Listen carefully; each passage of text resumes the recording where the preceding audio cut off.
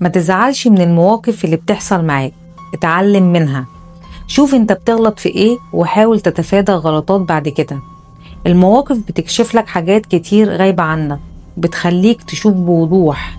وإياك تفتكر في يوم انك خلاص اتعلمت كل حاجة عن الدنيا وعن البشر، تبقى غلطان. لانك طول ما انت عايش البشر هيفاجئوك ويصدموك بتصرفاتهم وافعالهم، اللي تخليك تقف قصاد نفسك وتقول ازاي انا كنت ساذج كده، ازاي بصدق وبتعامل بقلبي ومن قلبي كده، وازاي هما بيتعاملوا بالمكر والخداع والخبث وبيتلونوا بالطريقة دي. الحياة والبشر مش عايزين شخص يتعامل بقلبه، عايزين شخص يكون في منتهى الحرص والحذر، يفكر مليون مرة قبل ما ينطق كلمة، ويبقى عارف كويس هو بيقول ايه والمين ويقوله امتى. لان كل المواقف اللي بقت بتحصل حوالينا بتأكد لنا ان الدنيا دي وحشة قوي، وان البعد عن الناس اسلم حل. وخلي ربنا دايما قدامك في طريقك، في فكرك، هو سندك في الحياة.